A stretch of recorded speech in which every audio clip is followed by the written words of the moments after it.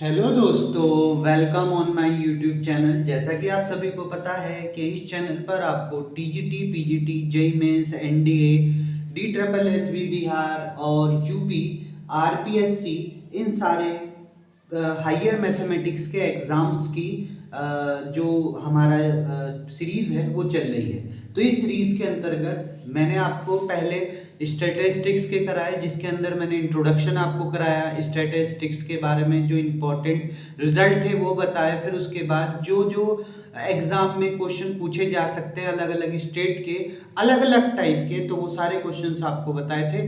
तो वो 3 वीडियो आपकी इसी की प्लेलिस्ट में है, पीजीटी प्लेलिस्ट के अंदर आपको मिल जाएंगे, आप उसे देख सकते हैं। अब हम स्टार्ट करते हैं अपना नया टॉपिक, जिसका नाम है प्रोबेबिलिटी। इसी सीरीज के अंदर प्रोबेबिलिटी।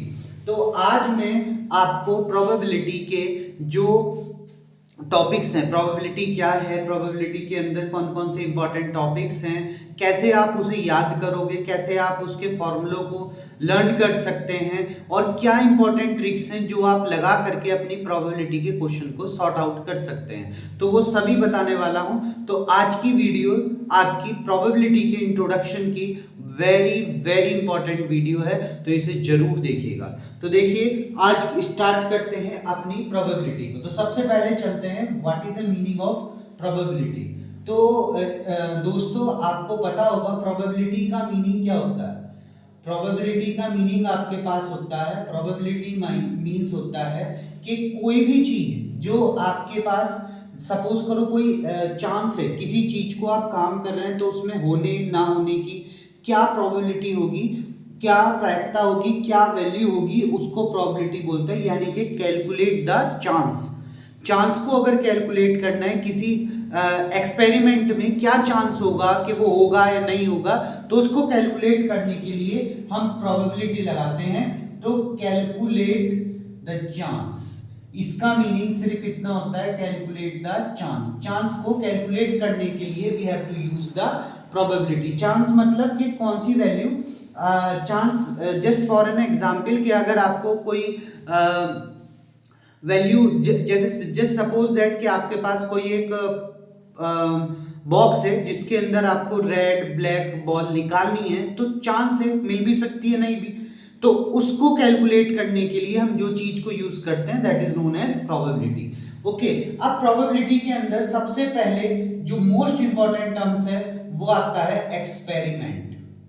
ठीक है, प्रोबेबिलिटी के अंदर जो सबसे पहला टर्म्स है वो आता है एक्सपेरिमेंट।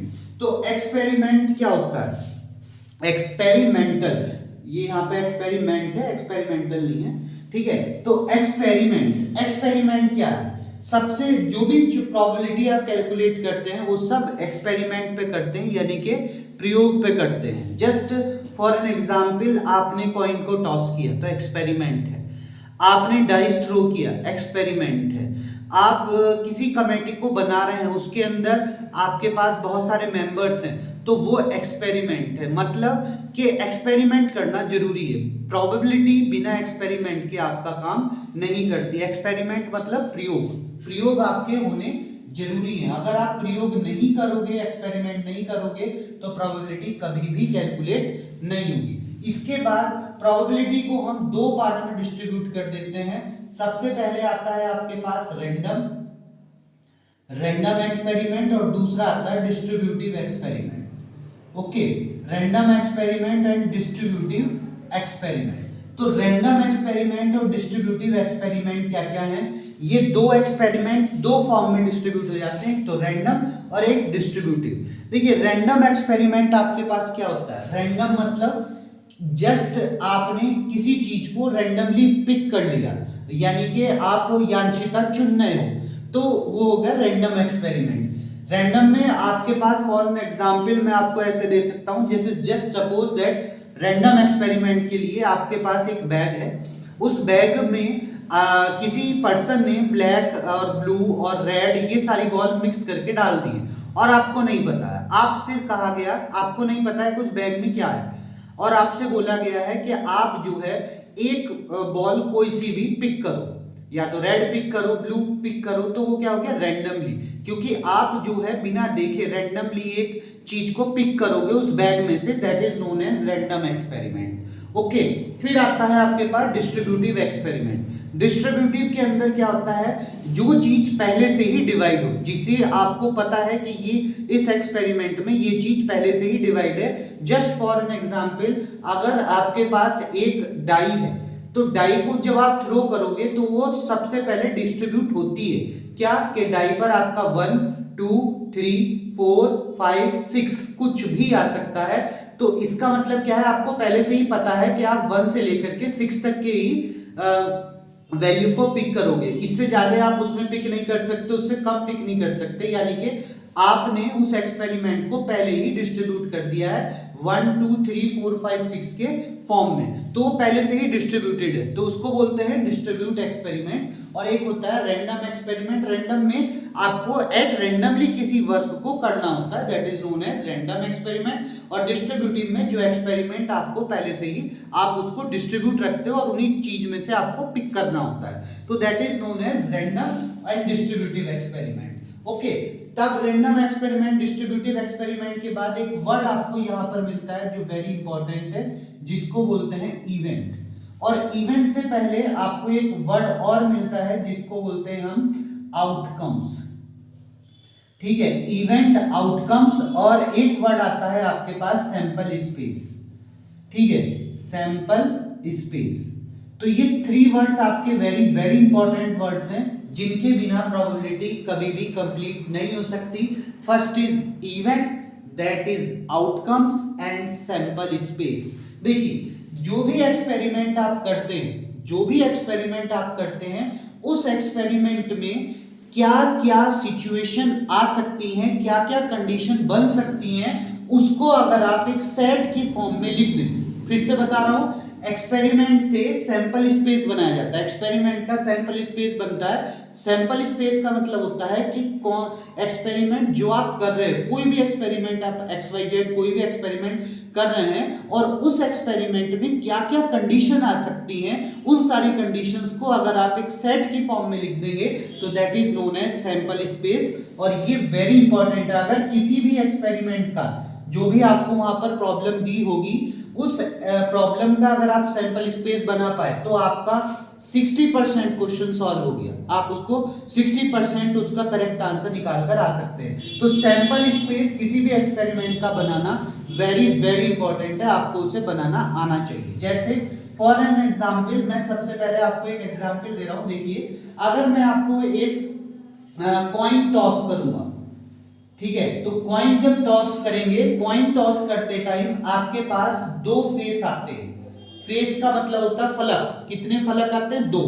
कॉइन पर 2 फलक होते हैं, नंबर 1 हेड और नंबर 2 टेल। ठीक है, ये 2 फलक, 2 फेस आपके पास कॉइन पर होते हैं, तो ये 2 फेस वाला होता है, 2 फेस वाला कॉइन होता है आपका।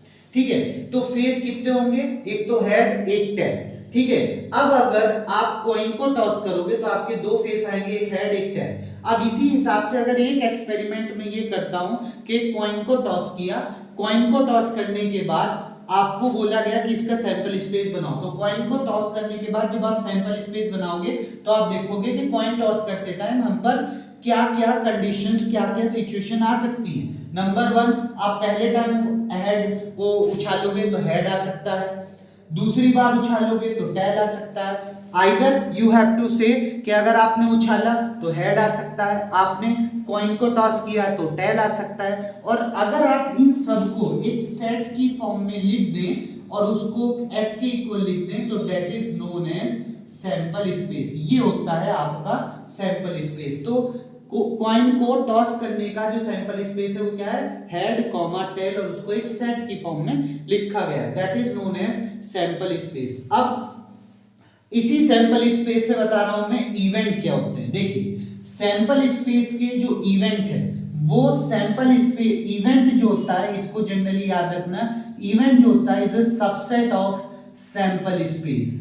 ठीक है, इवेंट जो होता है वो सैंपल स्पेस का सबसेट होता है, इस वर्ड को याद रखना। यानी कि अगर मैं देखूं तो एक कॉइन को टॉस करते टाइम क्या क्या इवेंट बन सकते हैं, तो एक इवेंट बन सकता है हेड और दूसरा इवेंट बन सकता है टेल। तो यानी कि दो इवेंट यहाँ पर पॉसिबल हैं, एक हेड एक टेल।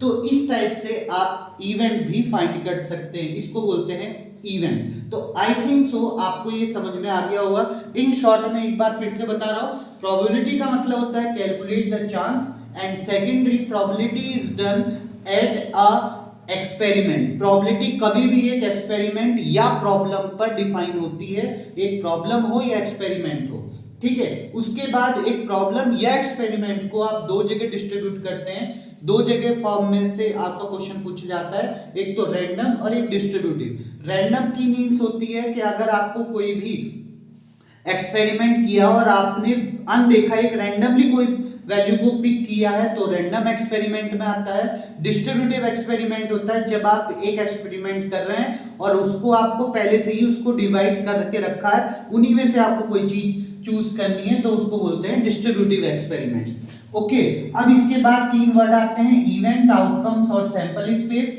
सैंपल स्पेस जो बनता है वो किसी भी प्रॉब्लम का बनता है, प्रॉब्लम का एक सैंपल स्पेस होता है और उस प्रॉब्लम के अंदर, उस प्रॉब्लम में जितनी भी कंडीशंस बन सकती हैं एट रैंडमली, उन सबको अगर हम सेट की फॉर्म में लिख दें तो that is known as sample space. और ये सैंपल स्पेस के अंदर इवेंट होते हैं। इवेंट क्या होता है? सबसेट ऑफ सैंपल स्पेस, यानी कि हेड एक इवेंट है, टेल एक इवेंट है in a coin, in a single coin, जब एक कॉइन को टॉस करोगे। अब यहां पर आते हैं आपके पास आउटकम्स। आउटकम्स को मैं एक नए एग्जांपल से आपको समझाता हूं कि आउटकम्स एक्चुअली में होते क्या हैं, और फिर आप इस कंडीशंस को रिलेट करना एक्चुअल कंडीशन से।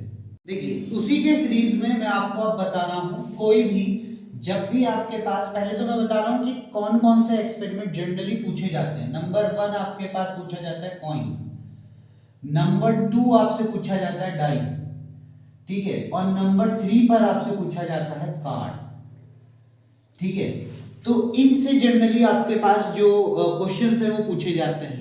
उसके अलावा भी बहुत सारी अलग अलग सिचुएशंस होती हैं जिन पर क्वेश्चन प्रोबेबिलिटी में बन सकते हैं। ये एक जनरल फॉर्म है कि इन जनरली इन तीन टॉपिक से ज्यादा क्वेश्चन होते हैं। तो देखिए, अगर कॉइन को आप सिंगल टाइम थ्रो करोगे, मतलब वन टाइम अगर आप कॉइन को थ्रो करोगे, या तो कॉइन 1 हो और इसको आप थ्रो कर रहे हो, ठीक है, या फिर आप एक कॉइन को थ्रो कर रहे हो, ये हो सकता है, या फिर आप 2 कॉइन्स को थ्रो कर रहे हो, 2 कॉइन्स को थ्रो कर रहे हो, या आप 3 कॉइन्स को थ्रो कर रहे हो। इस टाइप से आपसे क्वेश्चन पूछे जाते हैं। आपको कॉइन को थ्रो करके बोला जाता है कि 1 कॉइन थ्रो करिए, 2 कॉइन्स थ्रो करिए, 3 कॉइन्स थ्रो करिए, या जितने भी वो कॉइन्स देगा एट रैंडमली उस टाइम पर। अब इसके अकॉर्डिंग यहाँ पर थोड़ी सी चीज को मैं क्लियर करना चाहता हूँ यहाँ पर, कि ये 1 कॉइन को थ्रो करने का मतलब है एक कॉइन को थ्रो करना। अब यहाँ पर 2 कॉइन्स को थ्रो करने के लिए वो दो कंडीशन बना के दे सकता है कि या तो वो बोलेगा 2 कॉइन को साइमल्टेनियसली थ्रो करिए, या फिर एक कॉइन पहले थ्रो कर दिया दूसरा कॉइन बाद में। तो यानी कि चाहे 2 कॉइन थ्रो करिए या एक कॉइन को 2 टाइम्स थ्रो करिए, 2 कॉइन थ्रो करिए या एक कॉइन को 2 टाइम्स थ्रो करिए, मीनिंग सेम ही रहेगा। ऐसे ही या तो 3 कॉइन थ्रो करिए या एक कॉइन को 3 टाइम थ्रो करिए, तो भी मीनिंग सेम ही रहेगा। यानी कि वो नंबर्स ऑफ कॉइन भी थ्रो करा सकता है तो भी मीनिंग वही रहता है, और एक कॉइन को 2 बार 3 बार 4 बार थ्रो करा सकता है तब भी मीनिंग वही रहेगा। आपको 4 ही कॉइन के सैंपल स्पेस बनाने होंगे। ओके, तो अब यहाँ पर अगर आपके पास एक कॉइन को आप थ्रो कराएंगे तो आपके पास, देखिए मैंने अभी बताया था कि कॉइन के अंदर जो फेस होते हैं वो दो होते हैं, एक तो हेड और दूसरा आपके पास टेल, ठीक है। तो जब आप इसको थ्रो कराएंगे तो आपके पास सैंपल स्पेस बनेगा हेड टेल का।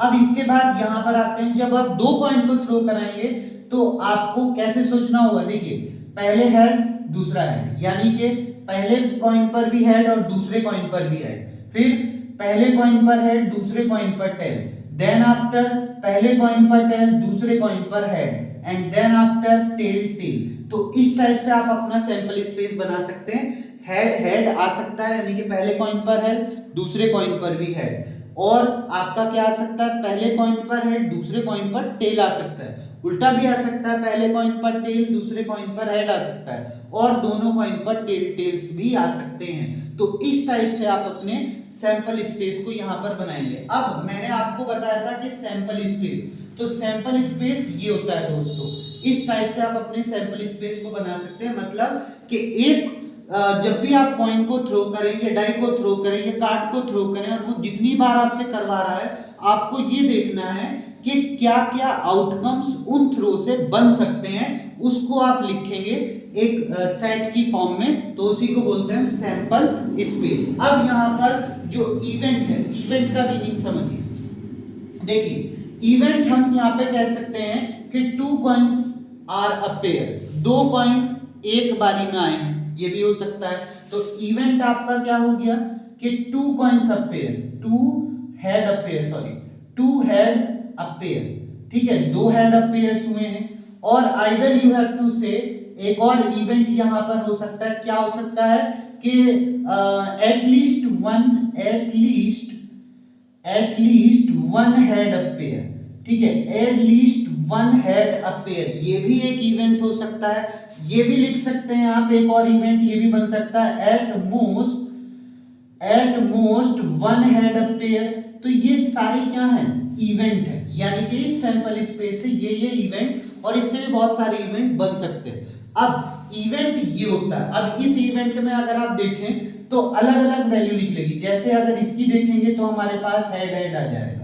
अगर मैं इसको देखता हूं at least one head, at least, यहाँ पे लीस्ट का मतलब भी समझ लीजिए, क्योंकि क्वेश्चंस में पूछा जाता है एट लीस्ट का मीनिंग। एट लीस्ट का मतलब है कि जितना ये है इतना तो आपको रखना ही है, और इससे ज्यादा भी रख सकते हैं। तो 1 तो आपके पास हेड होना ही चाहिए, और चूंकि 2 ही हेड उछाले, 2 ही कॉइन्स टॉस करे गए हैं, तो एक टाइम पर एक हेड तो आपको लेना ही है, और 2 हेड भी आप ले सकते हैं। तो इसका सैंपल स्पेस अब जब बनाएंगे तो इसका सैंपल स्पेस बन जाएगा head head, okay, head tail और टेल हेड, ये सैंपल स्पेस इसका फॉर्म होगा।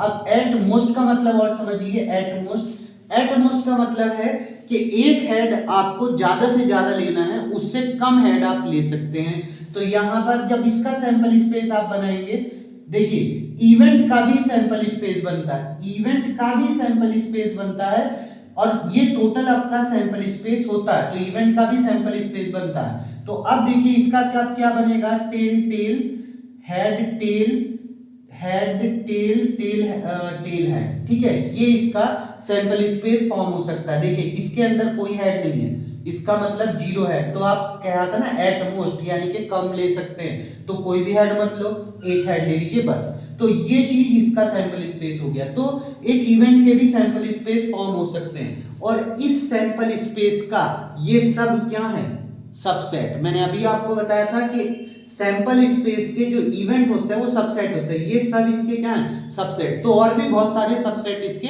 फॉर्म हो सकते हैं इसके थ्रू। तो इसीलिए इवेंट जो होता है, इवेंट जो होता है सबसेट ऑफ सैंपल स्पेस होता है। अब इसके बाद आप आ जाइए आउटकम्स। आउटकम्स को क्या बोलते हैं, देखिए आउटकम्स जो है ये पहला आउटकम्स है। आउटकम का मतलब है कि कितना, जब आप कोई चीज भी थ्रो करोगे तो क्या चीज आ सकती है, that is known as outcome. तो पहला आउटकम, दूसरा आउटकम, तीसरा आउटकम, चौथा आउटकम, ये आउटकम आपके पॉसिबल है। तो एक सैंपल स्पेस जो 2 कॉइन्स का आप उछालोगे उसके अंदर 4 आउटकम्स पॉसिबल होंगे, पर इवेंट आप बहुत सारे बना सकते हैं, इवेंट आपके पास बहुत सारे हो सकते हैं, वो आपका अलग अलग आपके बन सकते हैं, ठीक है। तो आई थिंक आपको सैंपल स्पेस, इवेंट और आउटकम्स के बारे में समझ में आ गया होगा। अब आपको मैं बना के दिखाता हूं कि कितने हम सैंपल स्पेस यहां पर बना सकते हैं और कैसे कैसे सैंपल स्पेस आप बना सकते हैं। तो देखिए आपके पास क्या है कि अगर आपके पास ये 3 कॉइन्स है, तो 3 कॉइन का सैंपल स्पेस आप कैसे बनाएंगे, तो 3 कॉइन का सैंपल स्पेस बनाने के लिए आप क्या करें, 2 कॉइन वाले सैंपल स्पेस को लिख लो, head head, head tail, tail head और टेल टेल, और इनके साथ एक बार हेड लगा दीजिए, ठीक है, और एक बार इन्हीं के साथ में टेल लगा दीजिए। ठीक है, एक बार इन्हीं के साथ में टेल लगा लीजिए तो 3 कॉइन का सैंपल स्पेस बन गया। इस टाइप से आप अपने सैंपल स्पेस को फॉर्म कर सकते हैं। अब मैं आपको एक चीज और बता रहा हूँ कि कैसे आप ये देख सकते हैं कि कितने सैंपल स्पेस के अंदर कितने आउटकम्स होंगे। तो जैसे कॉइन है, कॉइन पर कितने फेस होते हैं, 2। कॉइन पर फेस कितने होते हैं, 2। और कितने टाइम उछाला जा रहा है, जैसे यहाँ पर 3 टाइम उछाला जाता है तो 2 की पावर 3, तो टोटल सैंपल स्पेस हो गए 8। तो 8 इसके अंदर आउटकम्स आप डाल सकते हैं। 8 आउटकम्स आ रहे हैं तो 8 आउटकम्स आपके पास सैंपल स्पेस में होंगे जब आप 3 कॉइन उछालेंगे या एक कॉइन को 3 टाइम उछालेंगे। ठीक है, तो इसका फॉर्मूला आपके पास होता है face raise to the power time. ठीक है, face raise to the power time लगाएंगे, आपके आउटकम्स में वो आपके सैंपल स्पेस में कितने आउटकम्स है वो आप इजीली फाइंड कर पाएंगे। अब इसके बाद देखिए यहीं पर डाई भी है, तो डाइस के बारे में भी देखते हैं। कॉइन आई थिंक आपको समझ में आ गया होगा कि कॉइन में कैसे आप सैंपल स्पेस अपना फॉर्म करेंगे। अब इसके बाद यहीं पर आता है डाई। तो देखिए डाई के अंदर देखते हैं, जब डाई लेते हैं तो एक सिंगल डाई है, तो डाई के अंदर आप जानते हैं डाई जो कि लीडो की गोटी, जो लीडो खेलते हैं आप, लीडो के अंदर जो पासा होता है उसको बोलते हैं। तो डाई पर क्या होता है, 1 2 3 4 5 और 6 ये होता है। और अगर आप 2 डाई थ्रो करेंगे, ठीक है, तो 2 डाई जब आप थ्रो करेंगे या एक डाई को 2 टाइम थ्रो करेंगे, या तो एक डाई को 2 टाइम थ्रो कर लो या 2 डाई थ्रो कर लो, मीनिंग दोनों का सेम ही है।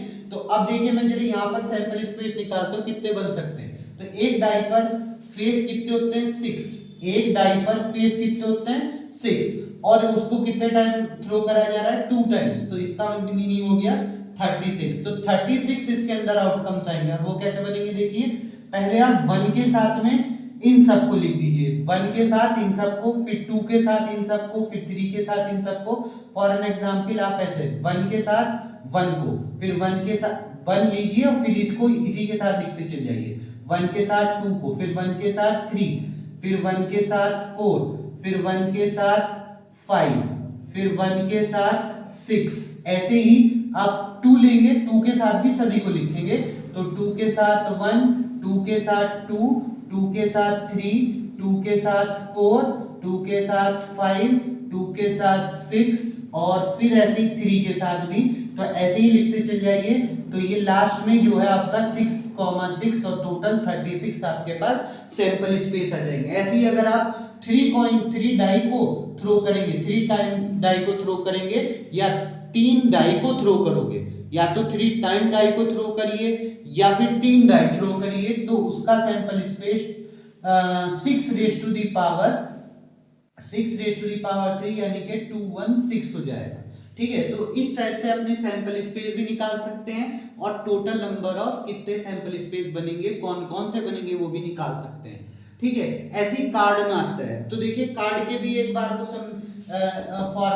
फॉर्मेशन समझ लीजिए, कैसे आप कार्ड को फॉर्म करेंगे। ठीक है, तो डाई तो आपको आई थिंक समझ में आ गया होगा। अब देखिए कार्ड को कैसे फॉर्म करेंगे। कार्ड के लिए आपको लर्न रखना होगा कि कार्ड आपके पास टोटल कितने होते हैं, 52 कार्ड होते हैं। 52 में आप ब्लैक और रेड की फॉर्म में चले जाइए। ठीक है, कार्ड में 2 कलर होते हैं, एक तो ब्लैक और एक रेड। ठीक है, ये कलर होते हैं। तो अब कार्ड में 2 कलर होते हैं, ब्लैक और रेड। ब्लैक कलर कितने होते हैं, 26। रेड कलर भी 26। और इनके अंदर 2 चीजें होती हैं ब्लैक में, एक तो स्पेड होता है, स्पेड्स, और एक होता है आपका क्लब। ठीक है, और जब रेड को ब्लैक करोगे तो रेड में भी 2 चीजें होती हैं, एक तो डायमंड, ठीक है, और दूसरा आपके पास होता है हार्ट। ठीक है, इसको बोलते हैं क्लब और स्पेड ब्लैक में, और रेड में आपके डायमंड और हार्ट। ठीक है, स्प्रेड भी 13 हो जाएंगे, क्लब भी 13, डायमंड भी 13 और हार्ट भी 13। और जनरली आपसे फेस कार्ड और पूछे जाते हैं। तो फेस कार्ड आपसे अगर पूछे जाएं तो फेस कार्ड में आपके 4 फेस होते हैं हर एक के। एक तो देखिए एक होता है, ठीक है, एक किंग होता है, ठीक है, फिर एक आपके पास होता है क्वीन, ठीक है, और चौथी चीज आपके पास होती है जोकर, जैक। ठीक है, जैक्स। JACK, जैक्स, ठीक है, जैक्स होता है। तो यहां पर आपके ये जेक्स होते हैं। तो ये 4 पार्ट होते हैं जो फेस कार्ड के नाम से जाने जाते हैं। फेस कार्ड, फेस कार्ड का मतलब होता है जिस पर मूर्ति बनी हो। 3 पर मूर्ति बनी होती है, इन 3 पर मूर्ति बनी होती है, और ये मूर्ति वाला नहीं होता है, ये फेस कार्ड में कैलकुलेट नहीं होता है। ये 3 फेस कार्ड में कैलकुलेट होते हैं, ये फेस कार्ड नहीं होता। ये आपके टॉप मोस्ट कार्ड में कैलकुलेट हो जाएंगे। चारों अगर देखा जाए तो टॉप मोस्ट कार्ड, ठीक है। फेस कार्ड आपके पास किंग, क्वीन और जैक में होता है, और टोटल फेस कार्ड जो होते हैं वो आपके पास 12 होते हैं। और किंग आपके पास जो होते हैं, अगर किंग के लिए देखा जाए, किंग भी 4, क्वीन भी 4, जैक भी 4 और एट भी 4 आपके पास ये होते हैं, ठीक है। ये सारे आपके पास 4 के होते हैं, ठीक। और बाकी आपके जो फेस कार्ड टोटल हैं वो आपके पास 12 होते हैं। और दूसरी चीज, आपको एक चीज और लर्न रखनी है कि जैसे अगर एग के लिए पूछा जाए तो स्प्रेड का एग कितना होता है, तो स्प्रेड्स के जो एग होते हैं, स्प्रेड्स के जो एग होते हैं और किंग होते हैं, देखिए स्प्रेड के एक्स, एस, किंग, और फिर इसके बाद queen, and then after joker, jack, ठीक है। ये सारे 1 1 होते हैं, ये भी 1 होता है, ये भी 1 होता है, ये भी 1 होता है, और ये भी 1 होता है। जैसे स्प्रेड में ये सारे 1 1 होते हैं, वैसे क्लब में भी ये सारे 1 1 ही होते हैं, डायमंड में भी ये सारे 1 1 ही होते हैं, और हार्ट में भी सारे 1 1 ही होते हैं। यानी कि अब आप समझ गए होंगे कि स्प्रेड का 1 और क्लब का 1, डायमंड का 1 और हार्ट का 1 मिला करके 4 होते हैं। ऐसे ही अगर किंग में आ जाए तो किंग स्प्रेड्स का 1, क्लब का 1, डायमंड का 1 और हार्ट का 1, तो सबके 1 1 हो गए यहाँ पर, तो किंग टोटल हो गए 4। यानी कि एक क्लब का एक ही इक्का होता है, एक ही बादशाह होता है, एक ही बेगम होती है और एक ही गुल्लू होता है, जोकर होता है, ठीक है। अब यहाँ पर एक जो है एस जो है एक होता है स्प्रेड का, ठीक है। एस एक ही क्लब का होता है, एक ही डायमंड का और एक ही हार्ट का। ऐसी किंग भी एक स्प्रेड्स का, एक क्लब का, एक डायमंड का, एक हार्ट का। क्वीन भी एक स्प्रेड्स की, एक क्लब की, एक डायमंड की, एक हार्ट की। और जैक भी एक स्प्रेड, एक क्लब, एक डायमंड और एक हार्ट का। तो इस टाइप से ये टोटल फॉर्मेशन आपके पास बनी होती है। इसको जरूर लर्न रखना क्योंकि ये वेरी वेरी इंपॉर्टेंट है। इसी में से आपसे कई बार क्वेश्चंस को पूछ लिया जाता है, ठीक है। अब इसके बाद आपको बताते हैं इसके फॉर्मूला। देखिए नेक्स्ट टॉपिक आपके पास है इक्वली लाइक आउटकम्स। इसका मीनिंग समझिए, इक्वली लाइक आउटकम्स का मीनिंग क्या है। जैसे जस्ट सपोज दैट आपने एक कॉइन को टॉस किया, अ कॉइन टॉस, ठीक है, एक कॉइन टॉस। अब एक कॉइन को टॉस करोगे तो आपका जो सैंपल स्पेस बनेगा वो आपका क्या बनेगा, हेड और टेल का बनेगा।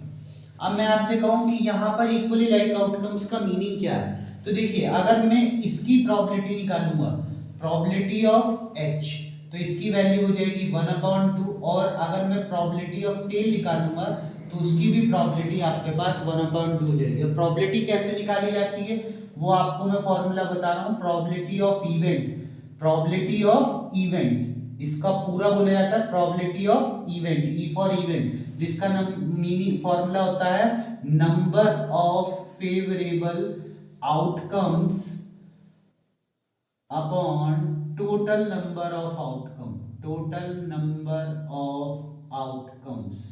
ये आपके पास इसका फॉर्मूला होता है, ठीक है। Number of favourable outcome upon total number of outcomes. अब अगर मुझे हेड की प्रोबेबिलिटी निकालनी थी तो हेड मेरे पास 1 टाइम आया था, फेवरेबल आउटकम 1 हो गए, और टोटल कितने थे इसमें 1 2 थे, तो यहाँ पर 2 आ गए, 1/2 ऐसे ही है। अब जब देखिए इन दोनों की प्रोबेबिलिटी अगर सेम हो गई है तो ये जो है इक्वली लाइक आउटकम्स है। यानी कि जो भी आउटकम्स आप लेंगे, अगर उन आउटकम्स की, अगर जो भी आउटकम्स आप ले रहे हैं उन सबकी अगर प्रोबेबिलिटी सेम है तो उसको बोलते हैं इक्वली लाइक आउटकम। जितने भी इवेंट आप ले रहे हैं, ठीक है, अगर आपका कोई एक इवेंट है और उसकी प्रोबेबिलिटी दूसरे इवेंट के इक्वल आ रही है तो इसका मतलब वो इक्वली लाइक आउटकम्स है। अब इसके बाद आता है very very important mutually exclusive event. देखिए म्यूचुअली एक्सक्लूसिव इवेंट के लिए आपको एक चीज ध्यान रखनी होगी कि ए इंटरसेक्शन बी की वैल्यू 5 होनी चाहिए। दैट्स मीन अगर दो इवेंट आप ले, एक इवेंट ए दूसरा इवेंट बी, अगर ये दोनों इवेंट आपके पास हैं और उन दोनों का इंटरसेक्शन निकालेंगे और 5 आया आपका इंटरसेक्शन, तो इसका मतलब क्या है, वे म्यूचुअली एक्सक्लूसिव इवेंट है। इसके अंदर probability of A intersection B की वैल्यू 0 होती है, ये चीज याद रखना। जब भी म्यूचुअली एक्सक्लूसिव इवेंट होगा तो probability of A intersection B की वैल्यू 0 होगी। यानी कि अगर दो इवेंट आप ले रहे हैं किसी भी एक्सपेरिमेंट के अंदर, अगर आपने दो इवेंट लिए और उन दोनों इवेंट में कोई भी चीज कॉमन नहीं है, तो इसका मतलब हो गया mutually exclusive event. Just for an example यहीं से देखिए, अगर मैं एक इवेंट ले रहा हूं हेड, ठीक है, एक इवेंट मैंने E1 लिया हेड, दूसरा इवेंट E2 मैंने आपको लिया है टेल। अब अगर मैं इन दोनों में कॉमन देखूं तो E intersection E2, E1 intersection E2, इन दोनों में कॉमन देखता हूं तो कोई भी चीज कॉमन नहीं है।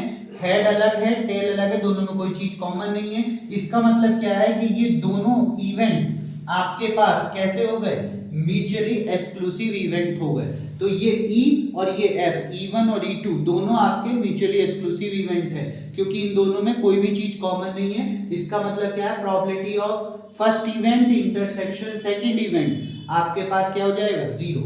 अब इसके बाद आता है एक्सहॉस्टिव इवेंट। एक्सहॉस्टिव इवेंट आपके पास क्या होते हैं, इनका मीनिंग ये है कि अगर मैं कोई से भी दो इवेंट लूं, ये और ये, जैसे ये दो इवेंट लिए मैंने, एक E1 एक E2, और इन दोनों इवेंट को अगर मैंने यूनियन किया, ठीक है, इन दोनों इवेंट का अगर मैंने यूनियन किया तो ये किसके इक्वल आ जानी चाहिए, सैंपल स्पेस बना देनी चाहिए। अगर मैं इन दोनों इवेंट को यूनियन करूं तो ये फिर से सैंपल स्पेस को फॉर्म कर देनी चाहिए, तो उसको बोलते हैं एक्सहॉस्टिव इवेंट। तो यानी कि E और E1 और E2 अगर मैं इन दोनों का यूनियन बनाऊंगा तो देखिए इन दोनों का यूनियन क्या हो जाएगा, H, T, और तो ये किसके इक्वल है, अपने सैंपल स्पेस के। इसका मतलब ये एक्सहॉस्टिव इवेंट भी है। तो इसका मतलब क्या है, ये एक्सहॉस्टिव इवेंट भी है और म्यूचुअली एक्सक्लूसिव इवेंट भी है। इन दोनों का इंटरसेक्शन 5 है, इसलिए म्यूचुअली एक्सक्लूसिव इवेंट है। और अगर मैं इन दोनों को यूनियन करता हूं तो ये एक्सहॉस्टिव इवेंट भी फॉर्म कर देंगे।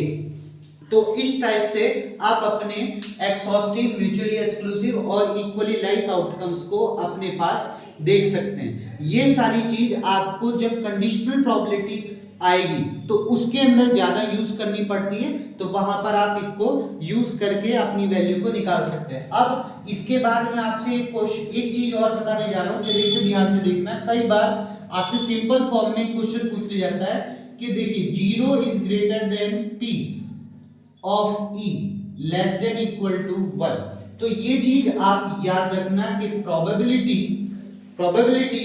0 से 0 के इक्वल या 0 से बड़ी होती है और 1 से छोटी या 1 के बराबर होती है। ये चीज आपको लर्न रखनी है। इसको वो इस टाइप से भी दे सकते हैं, 0% greater than equal to probability of E intersection 100, मतलब लेस देन इक्वल टू 100%, ऐसा भी आप इसको लिख सकते हैं। इसका मतलब क्या है कि प्रोबेबिलिटी 0 और 1 के बीच होती है, या 0% से 100% के मिडिल में होती है। इससे ज्यादा नहीं हो सकती और इससे कम नहीं हो सकती। फॉर एन एग्जांपल, अगर मैं आपसे कहूं कि माइनस के 1.5 है तो ये कभी भी प्रोबेबिलिटी नहीं होगी, क्योंकि माइनस आ गया, माइनस कभी प्रोबेबिलिटी नहीं होती है। अगर मैं आपसे बोलूं माइनस के 0.5 तो ये भी प्रोबेबिलिटी नहीं होगी, क्योंकि माइनस है। अगर मैं आपसे कहूं कि 1.2 बताइए, क्या ये प्रोबेबिलिटी होगी, तो देखिए 1 से बड़ी हो गई है, तो ये भी आपके पास प्रोबेबिलिटी नहीं होगी। अगर मैं आपसे कहूं कि 125% क्या ये प्रोबेबिलिटी होगी, नहीं होगी, ये भी प्रोबेबिलिटी नहीं होगी, क्योंकि 100% से बड़ी हो गई है। तो कुछ चीजों को आपको यहाँ पर ध्यान रखना पड़ेगा, इन कंडीशंस को। अब इसके अंदर सपोज करिए आपको 0 लिखा है, probability of E is equal to 0। इसका मीनिंग क्या है, तो इसका मीनिंग होता है 0 मतलब होता है इम्पॉसिबल इवेंट। इम्पॉसिबल इवेंट, ये कभी भी इवेंट पॉसिबल नहीं है। अगर मैं प्रोबेबिलिटी ऑफ E लिख देता हूं तो इसका मतलब होता है 1, जिसको बोलते हैं हम श्योर इवेंट। ये श्योर इवेंट है, ये पक्का ही होगा, कभी भी नहीं हटेगा। अगर किसी की प्रोबेबिलिटी 0 आ रही है तो इसका मतलब वो पॉसिबल नहीं है, और किसी की प्रोबेबिलिटी, किसी भी इवेंट की प्रोबेबिलिटी अगर 1 आ रही है तो वो श्योर इवेंट है, पक्का है, वो होगा, उसके अलावा कुछ नहीं हो सकता। तो ये सारी चीजें आपको नोट डाउन करके रखनी है अपने पास, छोटे छोटे पॉइंट्स हैं। अब इनके बाद मैं आपको कुछ इंपॉर्टेंट पॉइंट्स बता रहा हूं जो आप जनरली यूज करेंगे अपने वर्किंग के टाइम पर। अब देखिए कुछ सम इंपॉर्टेंट रिजल्ट जो आप यूज करते हैं प्रोबेबिलिटी को सॉल्व करते टाइम, वो आपके पास है क्या, कि देखिए एक सैंपल स्पेस खुद ही अपने सैंपल स्पेस का, मतलब एक सैंपल स्पेस खुद अपने सैंपल स्पेस का सबसेट होता है, और फाई जो होता है वो सभी सैंपल स्पेस का सबसेट है। फाई मतलब जो आपके पास वैल्यू ब्लैंक हो, जिसके अंदर कोई भी वैल्यू ना हो, तो वो सभी का सबसेट होता है, और एक सैंपल स्पेस खुद अपना सबसेट होता है। दूसरी चीज आपको ये बता रखी है कि प्रोबेबिलिटी की वैल्यू 0 से 1 के बीच में होती है, या फिर 0% से लेकर के 100% के बीच में होती है, उससे ज्यादा और उससे कम नहीं हो सकती। 0% से 100% के बीच में, और 1 से लेकर के 0 से लेकर के 1 के बीच की प्रोबेबिलिटी आपके पास होती है। अब इसके बाद कुछ इंपॉर्टेंट रिजल्ट ये आपको लर्न रखने हैं कि probability of A union B की वैल्यू जो होती है, probability of A plus probability of B minus probability of A intersection B होती है। और सेकेंडरी आपको ये लर्न रखना है कि probability of sample space, sample space की जो प्रोबेबिलिटी होती है वो हर बार 1 होगी, या फिर जितने भी सैंपल स्पेस से इवेंट बन सकते हैं, जितने भी सैंपल स्पेस से इवेंट हो सकते हैं, और उन सबको अगर हम ऐड कर देंगे तो वैल्यू हमारे पास 1 आएगी। मतलब sum of all the event in any problem is equal to 1। ठीक है, प्रोबेबिलिटी जितनी भी होगी, probability of an event in any problem is equal to 1, उन सब का सम किसके इक्वल होगा, 1 के। जहां पर आपको ये चीज जरूर याद रखनी है कि कम से कम दो इवेंट के बीच में इंटरसेक्शन फाई हो, और उन दोनों का ही अगर यूनियन करा जाए, उन दोनों का ही अगर यूनियन करा जाए तो आपके पास वैल्यू ऐसा जाती है। इसके बाद जो फिफ्थ आपके पास है, ये वाला लर्न रखना है कब, जब आपसे पूछा जाए कोई एक इवेंट दे रखा हो, कोई एक इवेंट दे रखा हो और नॉट एन इवेंट की प्रोबेबिलिटी पूछी गई हो, तो probability of not an event, जिसको हम जनरली किससे डिनोट करते हैं, ए डैश से।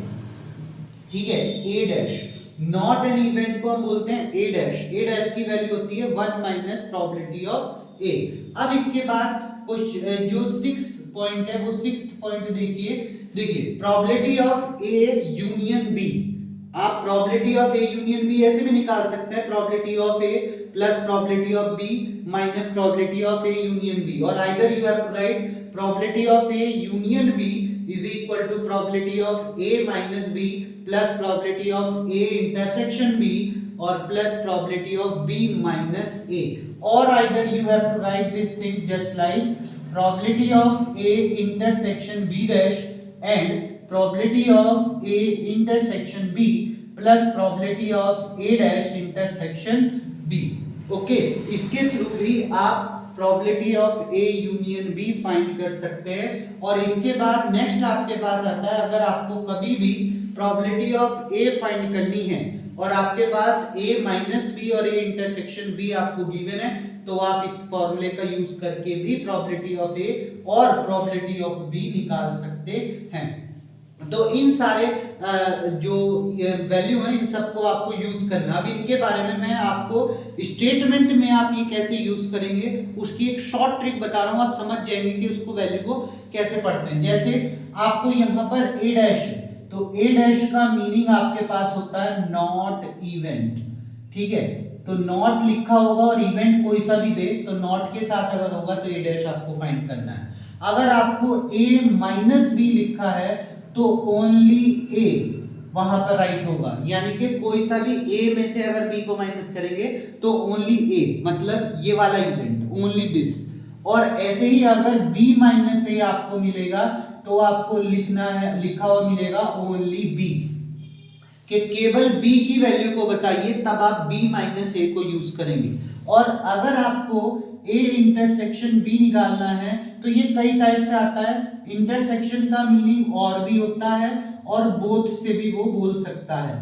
ठीक है, कई जगह वो लिख देता है ए और बी फाइंड करिए, और कई जगह वो लिख देता है both A and B you have to find here. तो आप उसके थ्रू वो वैल्यू को निकाल सकते हैं। और यूनियन का भी बहुत अलग अलग टाइप से पूछे जाते हैं। एक जनरली बता रहा हूं क्योंकि ये एक जनरल फॉर्म में बता रहा हूं। जब आपको इंटरसेक्शन में और नहीं आएगा, इंटरसेक्शन में एंड आता है, इंटरसेक्शन में एंड और बोथ। और यूनियन के अंदर आपके पास और आएगा, और अगर कभी भी केवल आपसे वो बोला है कि at least one of them is there, at least one of them यहां पर बोला जाए और एक इवेंट एक ही बार परफॉर्म हो, तो अब भी आप यूनियन ही फॉर्म करेंगे अगर एटलीस्ट भी लिखा हो, पर इसके साथ एक शर्त लगी होगी कि कम से कम एक इवेंट एक ही बार फॉर्म हो रहा है, तो तब आपके पास यूनियन निकालना होता है। तो ये कुछ शॉर्ट ट्रिक्स है जिनके थ्रू आपको union, intersection A minus B, B minus A dash की आइडेंटिफाई करना होगा कि वो हमसे पूछ क्या रहा है। जनरली ये स्टेटमेंट में आपको मिलेंगे। ये कुछ पॉइंट बताए हैं क्योंकि आपको अगर क्वेश्चन स्टेटमेंट पढ़ोगे तो आपको खुद पता चल जाएगा कि वो आपसे क्या पूछ रहा है। बस ओनली ए डैश बी डैश ये चीज क्या है, वो क्या पूछना चाह रहा है, आपको स्टेटमेंट पढ़ के समझना पड़ेगा। ठीक है, तो ये सारी चीज आपके पास होती है। अब नेक्स्ट जो इंपॉर्टेंट इवेंट है वो आपके स्क्रीन पर है। ये next some important result is there, just like यहाँ पर देखिए probability of A intersection B plus probability of A dash union of B dash. Probability of A intersection B plus probability of A dash union B dash, आपके पास क्या हो जाएगा, probability of A union B plus probability of A dash intersection B dash, और इस सब की value 1 हो जाती है जो कि प्रोबेबिलिटी ऑफ एस के इक्वल होती है। ठीक है, तो ये भी आपके पास प्रोबेबिलिटी ऑफ एस के इक्वल है। अब इन्हीं सबको में जो ये थोड़े बहुत मैं आपको बता रहा हूँ, ये सारे फॉर्मूले ये सब वेन डायग्राम से बना करके हैं। सब वेन डायग्राम बनाएंगे तो आपको ये खुद समझ में आ जाएंगे। अब देखिए प्रोबेबिलिटी ऑफ नेक्स्ट आपके पास है probability of A dash intersection B dash की वैल्यू आपके पास होती है probability of A union B dash, और जिसकी वैल्यू होती है 1 minus probability of A union B. और आल्सो ये डिमॉर्गन्स थ्योरम है, ये दोनों आपकी डिमॉर्गन्स थ्योरम के अंतर्गत आती हैं। ये डिमॉर्गन्स थ्योरम आपकी, ठीक है। Probability of A dash union B dash जिसकी वैल्यू होती है probability of A intersection B dash, और जिसकी वैल्यू होती है 1 minus probability of A intersection B. अब इसके बाद अगर आपके दो इवेंट आपके पास है ए और बी, और दोनों ही इंडिपेंडेंट इवेंट है। इंडिपेंडेंट का मतलब यहाँ पर म्यूचुअली एक्सक्लूसिव से नहीं है। इंडिपेंडेंट का मतलब है ए बी पर डिपेंड नहीं है, बी ए पर डिपेंड नहीं है, ठीक है। तब आपके पास probability of A intersection B की value probability of A into probability of B हो जाती है। एंड आल्सो अगर आपके पास तीन इवेंट आपको एक साथ वर्क कर रहे हैं, एक सैंपल स्पेस है, सिंगल सैंपल स्पेस, और तीन इवेंट आपके एक साथ वर्क कर रहे हैं, तब आपका क्या होगा, probability of at least one of them, मतलब तीन इवेंट में से किसी भी एक इवेंट की, कम से कम किसी भी एक इवेंट की होने की प्रोबेबिलिटी जो होगी तीनों में से, वो आपके पास होती है probability of A plus probability of B plus probability of C minus probability of A intersection B minus probability of B intersection C minus probability of C intersection A plus probability of A intersection B intersection C. आप इसके through किसी तीन event में से कम एक के होने की प्रोबेबिलिटी को फाइंड कर सकते हैं। इसके बाद आपके पास कंडीशनल प्रोबेबिलिटी के लिए ये वाला फॉर्मूला होता है। ये आपके पास जब कंडीशनल प्रोबेबिलिटी होगी, जस्ट लाइक अगर ए बी पर कंडीशनल प्रोबेबिलिटी को डिफाइन कर रहा है, जस्ट लाइक मैं आपको एक एग्जांपल दे रहा हूं। अगर कंडीशनल प्रोबेबिलिटी का मतलब है इसमें ए और बी दोनों एक दूसरे पर डिपेंडेंट है, बी जो है वो ए जो है बी पर डिपेंडेंट है, मतलब कंडीशनल बी की वजह से ए होने की, बी की वजह से ए के होने की पॉसिबिलिटी होगी। तो इसके अंदर क्या होगा, जैसे मैंने आपसे कहा कि अगर एक बच्चा है जिसका नाम राजू है, राजू जो है स्कूल तब जाएगा जब वर्षा रुकेगी, जब रेन रुकेगी। अगर रेन हो रही होगी तो राजू स्कूल नहीं जाएगा, और रेन रुक जाएगी तो राजू स्कूल जाएगा। इसका मतलब क्या है कि राजू का स्कूल जाना किस पर डिपेंडिंग है, रेन पर। इसका मतलब रेन क्या हो गई, बी प्रोबेबिलिटी हो गई, राजू तभी स्कूल जाएगा जब रेन होगी। ठीक है, रेन रुकेगी तो रेन रुकने की प्रोबेबिलिटी हो गई बी और राजू के स्कूल जाने की प्रोबेबिलिटी हो गई ए। तो इस टाइप से ए बाई बी बोलेंगे तो इसको बोलते हैं A given that of B, probability of A given that of B, जिसको बोलते हैं कंडीशनल प्रोबेबिलिटी। इसका फॉर्मूला होता है probability of A intersection B upon probability of B. जो वैल्यू नीचे होती है वही नीचे और यहां पर इन दोनों का इंटरसेक्शन ऊपर। अगर मैं आपसे पूछूं प्रोबेबिलिटी ऑफ बी बाई ए तो आप इस टाइप से निकालेंगे, सेम होगा, ऊपर वाली वैल्यू सेम ही रहेगी, ये चेंज नहीं होती है। तो probability of A intersection B, बस जो नीचे है वो नीचे आ जाती है, तो प्रोबेबिलिटी ऑफ ए। तो यहाँ पर बी नीचे था, बी आ गया था, वहां पर ए नीचे है, ए आ जाएगा। इसको बोलते हैं conditional probability of B by A. ठीक है, प्रोबेबिलिटी ऑफ दिस। अब इसके बाद अगेन 3 इवेंट के लिए आपके पास है कि probability at least 2 of them. देखिए यहाँ पर एक कम से कम एक के होने की प्रोबेबिलिटी थी, यहां पर कम से कम 2 के होने की प्रोबेबिलिटी है और 2 से ज्यादा 3 भी आप ले सकते हैं। 3 इवेंट है, 3 में से 2 के होने की प्रोबेबिलिटी है, तो क्या है probability of A intersection B plus probability of B intersection C plus probability of C intersection A minus 2 probability of A intersection B intersection C. इसके थ्रू आप कम से कम 2 इवेंट का एक साथ होने में निकाल सकते हैं, 2 से ज्यादा की भी, जब 3 इवेंट एक साथ परफॉर्म हो रहे हैं। ठीक है, अब इसके बाद नेक्स्ट है आपके पास probability of A intersection B. Probability of A intersection B जो होता है probability of B into probability of A होता है, जिसको बोलते हैं मल्टीप्लिकेशन थ्योरम ऑफ प्रोबेबिलिटी। ठीक है, यहां पर मल्टीप्लिकेशन ऑफ प्रोबेबिलिटी है। अब वो कैसे फॉर्म हुई है वो देखिए, यहां से अगर मैं इस चीज को इधर मल्टीप्लाई में ले जाऊं तो आपके पास यही फॉर्म होगा। ये कंडीशन तब लगती है जब आपको एक इवेंट दूसरे के साथ में होने के लिए दिया जाए। जस्ट लाइक मैं आपको एक एग्जांपल से बता रहा हूं, समझिएगा। क्या है कि अगर मैं आपसे कहूं कि आपको एक बैग है, उसके अंदर 2 टाइप्स की कलर की बॉल्स हैं, एक वाइट और एक रेड। वाइट की आपने 2 बॉल निकालनी है। अब 2 बॉल कैसे निकालनी है, पहली बॉल अगर आप निकालेंगे तो वो बैग से बाहर रख देंगे, अंदर नहीं रखेंगे।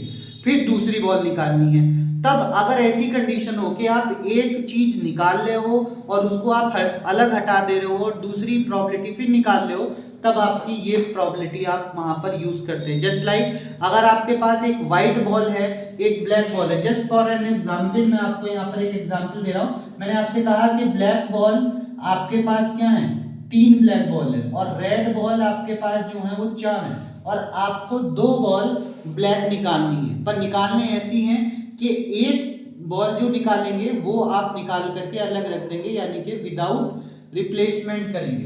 तो जब आप ब्लैक बॉल की प्रोबेबिलिटी निकालेंगे तो पहली ब्लैक बॉल की प्रोबेबिलिटी आपके पास 3/7 आ जाएगी, जो कि आपको पता है, जो पहली बारी में आप निकालेंगे। पर जब दूसरी बॉल निकालेंगे आप, सेकंड बॉल जब आप निकालेंगे, तब आपके पास जब सेकंड बॉल निकालेंगे तो उसकी प्रोबेबिलिटी आप कैसे निकालेंगे, probability of second ball, 2 balls are drawn, sorry probability of 2 balls।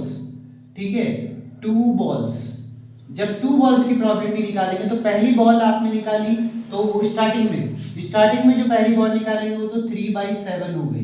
But जब आप सेकंड बॉल निकालेंगे तो जो बॉल आपने निकाली थी वो आप बाहर रख देंगे। इसका मतलब अंदर आपके पास ब्लैक बॉल बची केवल 2। ठीक है, और टोटल बॉल आपके पास कितनी बची, 6। तो इस टाइप से आप अपनी प्रोबेबिलिटी फाइंड करेंगे और ये कंडीशन आपकी यहां से बनती है, फर्स्ट बॉल ब्लैक और सेकंड बॉल ब्लैक निकलने के बाद ब्लैक। ठीक है, तो इस टाइप से आप उसको फॉर्म को वहां पर अप्लाई करते हैं। अब देखिए नेक्स्ट आपके पास जो टॉपिक है वो देखिए, नेक्स्ट आपके जो इंपॉर्टेंट रिजल्ट है वो देखिए आपके। नेक्स्ट आपके इंपॉर्टेंट रिजल्ट्स कुछ ये हैं, जिसमें बाइस थ्योरम आपके पास है। बाइस थ्योरम के अंदर क्या होता है, प्रोबेबिलिटी ऑफ ए, जो भी बाइस थ्योरम में वो पूछा जा रहा है, एक कंडीशन दूसरी पे डिपेंडेंट होगी, बट एक कंडीशन दूसरे पे डिपेंडेंट होगी, बट यहाँ पर एक साथ दो या दो से ज्यादा इवेंट एक साथ वर्क करेंगे। जैसे फॉर एन एग्जाम्पल, अगर आपके पास कोई दो बैग्स हैं, उन दो बैग्स में से अलग अलग दोनों बैग्स में रेड और ब्लैक बॉल डली हुई हैं, आपको एट रेंडमली कोई सी एक बैग को चूज करके और उस एक बैग में से आपको एक रेड बॉल या ब्लैक बॉल निकालनी है, तब आप इस बाइस थ्योरम का यूज करते हैं। इसमें क्या होता है कि पहले आप बैक बॉल की प्रोबेबिलिटी लिख लीजिए, बैक की प्रोबेबिलिटी लिख दीजिए, फिर उसके बाद जो फेवरेबल है जिसको चूज करने के लिए बोला जा रहा है उसकी प्रोबेबिलिटी लिख दीजिए बैग की, और फिर उस बैग में से जो रेड की प्रोबेबिलिटी चूज करने के लिए बोली जा रही है वो लिख दीजिए, और टोटल नंबर ऑफ जितने बैग्स और उनकी साथ उनके रेड की प्रोबेबिलिटी वो सम करके लिख दीजिए। तो आपके पास ये पूरा फॉर्मेशन हो जाता है। आप टेंशन ना करिए, जितने भी फॉर्मूले मैं आपको यहाँ पर लिखवाया हूँ इन सारे फॉर्मूलोज पर मैं हर एक का क्वेश्चन आपको जरूर कराऊंगा। इस वीडियो के बाद जो नेक्स्ट वीडियो आएगी उसमें हर एक फॉर्मूले को आपको डिफाइन करता हुआ एक क्वेश्चन दो क्वेश्चन मैं जरूर कराऊंगा, पूरे क्वेश्चन कराऊंगा, ताकि आपको हर एक फॉर्मूले का कंसेप्ट और उसको कैसे अप्लाई करना है वो समझ में आ जाए। इसके बाद आपके पास होता है मीन ऑफ द प्रोबेबिलिटी। अगर आपको मीन निकालना है प्रोबेबिलिटीज का, तो आपको ये फॉर्मूला लगाना होता है ex is equal to summation i is equal to 1 to n pi xi। ठीक है, इसके थ्रू आप अपनी प्रोबेबिलिटी का मीन निकाल सकते हैं, जहां पर xi आपके पास ऑब्जर्वेशन है और pi जो है इन ऑब्जर्वेशंस की प्रोबेबिलिटी है। अगर ऑब्जर्वेशन को उनकी प्रोबेबिलिटी के साथ प्लस करके, सारी ऑब्जर्वेशन को उनकी प्रोबेबिलिटी के साथ प्लस करके ऐड कर दिया जाए तो उससे मीन आपके पास आ जाता है। और ऐसे ही वेरिएंस अगर निकालना है तो वेरिएंस के लिए आप क्या करो, जैसे ये प्रोबेबिलिटी निकाली, मीन निकाला, वो यहाँ रख दीजिए। अब इसको जो ऑब्जर्वेशन है उनका स्क्वायर करके उनकी प्रोबेबिलिटी से मल्टीप्लाई करके ऐड करिए, यहाँ पर रख दीजिए और उनको सब्ट्रैक्ट करा दीजिए, आपके पास वेरिएंस आ जाएगा प्रोबेबिलिटी का। अब इसके बाद ये जो आता है ये आता है आपके पास बर्नौली थ्योरम से। बर्नौली थ्योरम बोलती है कि प्रोबेबिलिटी ऑफ आर, मतलब जो भी उसके यहाँ पे रैंडम वेरिएबल्स जो आपको देगा उस वैल्यू की जो आप प्रोबेबिलिटी निकालोगे तो उसके लिए फॉर्मूला होता है NCR P of R Q of n minus R where P plus Q is equal to 1। और यहाँ पर P और Q क्या है, P जो है वो सक्सेस के लिए है। ठीक है, जब आप सक्सेस होंगे, मतलब जो उसने इवेंट दिया है वो इवेंट अगर सक्सेस है तो P में प्रोबेबिलिटी आ जाएगी, और Q की प्रोबेबिलिटी होती है फेलियर की, यानी कि जब इवेंट फेल हो रहा होगा। तो यहाँ जब ये बाइनोमियल थ्योरम लगाते हैं तो इसमें एक चीज याद रखिएगा कि उस इवेंट को हम ब्रेक करते हैं दो पार्ट्स में, एक सक्सेस के लिए और एक फेलियर के लिए, क्योंकि इवेंट बहुत लंबे होते हैं। ठीक है, इन्फिनिटी तक के इवेंट बहुत लंबे लंबे इवेंट होते हैं, तो इसीलिए उनको हम डिवाइड कर लेते हैं कि या तो वो इवेंट होगा तो प्रोबेबिलिटी ऑफ P निकल जाएगी, और अगर नहीं होगा तो प्रोबेबिलिटी ऑफ Q निकल जाएगी। पर उन दोनों का सम 1 होना जरूरी है, तभी आप बाइनोमियल थ्योरम को यहाँ पर अप्लाई कर सकते हैं, जिसका formula P of R is equal to NCR P of R Q of n minus R होता है। इसके बाद अगर आपको इसी बाइनोमियल थ्योरम से मीन निकालना है या वेरिएंस निकालना है या स्टैंडर्ड डेविएशन निकालना है तो आप ये फॉर्मूला यूज कर सकते हैं। यहाँ पर n नंबर ऑफ ऑब्जर्वेशन है जो टर्म्स हैं और P फॉर सक्सेस, तो उन दोनों की मल्टीप्लाई करेंगे मीन आ जाएगा। ऐसी variance n into P into Q और ऐसी standard deviation under root P and Q. ठीक है, एंड देन आफ्टर लास्ट आपके पास आता है पॉइजन डिस्ट्रीब्यूशन। ये लिखा है पॉइजन डिस्ट्रीब्यूशन। पॉइजन डिस्ट्रीब्यूशन को के लिए आप क्या फॉर्मूला अप्लाई करते हैं वो आपके पास ये है। तो पॉइजन डिस्ट्रीब्यूशन में P of x is equal to R, यानी कि जो आपके पास जितने भी इवेंट है वो कितने टाइम में हो रहे हैं उसको वो बताएगा कि इतने टाइम में करने हैं, दूसरे टाइम में करने हैं। तो वो अगर आपको निकालना है तो उसके लिए आप e की power minus lambda into lambda की power r upon factorial r लगाएंगे, जहां पर r जो होते हैं वो इवेंट के नंबर है। इवेंट कितनी बार होगा, एक बार होगा, दो बार, तीन बार, चार बार, तो नंबर ऑफ इवेंट्स हैं। आप ये फॉर्मूला लगाएंगे आपका इवेंट आ जाएगा।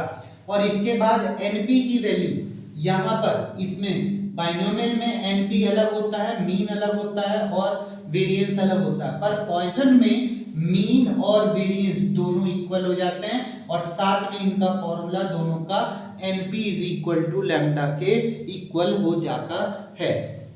तो आज मैंने आपको प्रोबेबिलिटी के अंदर जितने भी टॉपिक्स हैं उसको शॉर्ट टाइप्स में डिस्कस कर दिया है।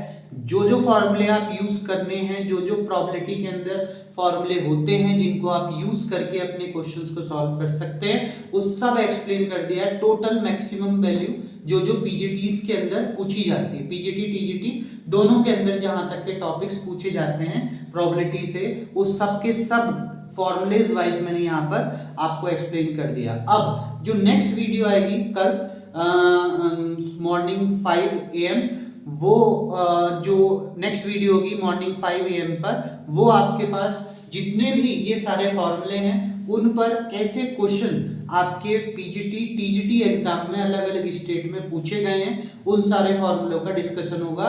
जो आपके जितने भी क्वेश्चंस हैं, जितने भी पूछे गए हैं अलग अलग टाइप के, मैं कोई रिपीट क्वेश्चन नहीं कराऊंगा, सिर्फ एक क्वेश्चन एक टाइप का या 2 क्वेश्चन मैक्सिमम, उससे ज्यादा नहीं। तो मैक्सिमम हर फॉर्मूले पे क्वेश्चन, और जो पूछे गए हैं पीजीटीज में अलग अलग टाइप के वो सारे क्वेश्चन आपकी टोटल 4 वीडियो के अंदर मैं कवर करूंगा। तो देखना ना भूलिएगा, आपके हर एक टॉपिक्स को क्लियर कर दिया जाएगा, कोई ऐसा टॉपिक्स नहीं छूटेगा जो आपके अलग स्टेट में पूछा गया और आपको ना पता हो। तो चैनल को सब्सक्राइब जरूर करिए और साथ में अपने दोस्तों के साथ इसे शेयर करिए ताकि अधिक से अधिक लोगों को इसका बेनिफिट मिल सके। और साथ में ये फ्री ऑफ कॉस्ट है, तो सब्सक्राइब करिए और मेरा मोटिवेशन बढ़ाइए ताकि मैं आपको अच्छे से अच्छा कंटेंट डिलीवर कर सकूं, आपको भी बेनिफिट हो और मुझे भी बेनिफिट हो। तो चैनल को सब्सक्राइब करिए, लाइक करिए वीडियो को, और प्लीज़ वीडियो को पूरा देखिए, क्योंकि अगर आपने वीडियो को पॉज कर हाफ फास्ट मोड में देखा तो आपको टॉपिक को समझ में नहीं आएगा।